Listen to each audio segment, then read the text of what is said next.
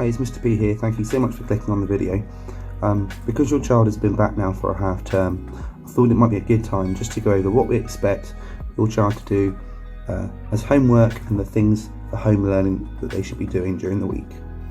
So reading, we still expect the children to read 5 times a week, and if they're younger, such as in my class in year 3, we might ask them to read it a couple times if it's a smaller book like they did in Key Stage 1, say 3 times. But the difference now is that they can quiz at home, and if they're in year 3 they're quizzing for the first time. So the link will be in description, and they can quiz once they finish their book, and then they change it. It's really important because they've got a home book and a school book, because we're not doing that transmission at the moment of a book, just to keep things safe. It's really important once they finish a book in school that they then go quiz on it, whether that's at home or in school, and then they change the book. We do expect them to be the ones to take responsibility. Their teachers and their TAs will remind them, but they need to take ownership of that one. Homeschool diaries at the moment are not checked as regularly as they would be normally, but we do check them once a week, and that will be a TA who will just check if there's any notes or questions that you've asked. But the best way is to use our class emails. And in the description below, you'll see our emails for our class, and you can ask us anything you like. We'll get back to you as quickly as we can. And again, that just keeps that communication really clear and effective between us and you guys. So they'll be in the description. It's very simple. Mine is elm@smups.devon.sch.uk, and all the teachers have one that's very, very similar. A new app that we've started that's replaced Mathletics is Timestable Rockstars, that a lot of the children have really got themselves into and they enjoy. It's very simple. They do an assessment at the beginning, and then they can earn coins for their avatar and clothes and I don't know, all sorts of stuff. My class have got some wacky avatars, but the idea is to help them with their timetables. And then you also can challenge other classes, and you can even challenge, I believe, schools from other areas of the country and potentially even like around the world. But the idea is that they're practicing their timetables as often as they are reading, so that's every day for about ideally 10 minutes. 5 minutes can have a massive effect. This works on a phone, on a laptop, on a tablet, on an iPad, and again the link will be in description. It's free to download on both the Apple Store and the Google Play Store.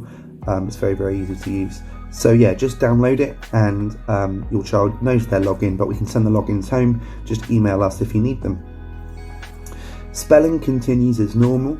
There'll be a weekly spelling list that they learn, and then there's a test for the following week.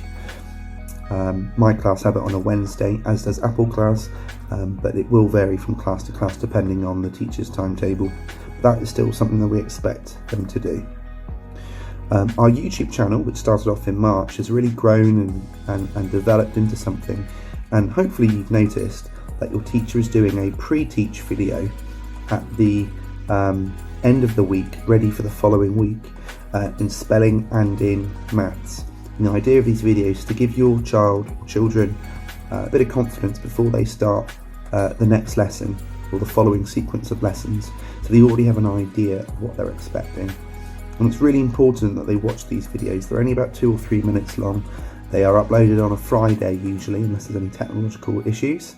A really good time I would suggest to watch them is on a Sunday evening. There's sometimes an activity it's often just listening to your teacher teach something and go over something, and it makes a massive difference in terms of confidence going into that next lesson.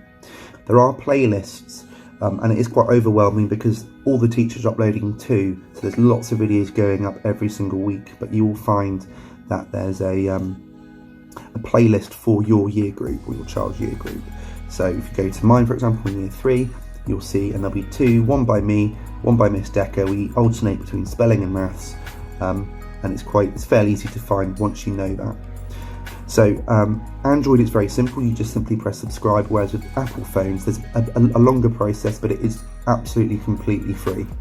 And the great thing with YouTube is you can cast it onto all sorts of different devices, and it's a way of just being able to watch it. You don't need to do anything special. There'll be a little cast option. You can cast it onto a screen, onto a laptop.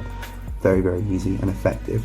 So I think that's it, but it's just to give you a bit of an overview on what we do in the week and what's expected. Most of it is similar to sort of previous years, but obviously there's a slight difference in kind of perhaps the crossover, particularly with reading books and with homeschool diaries. Those emails are really important, and if you do have any questions, please do email anything, and we will get back to you as soon as possible. Lastly, I'd just like to say thank you for your continued support for your children in Key Stage 2, and we'll keep you updated, and see you soon. Cheers.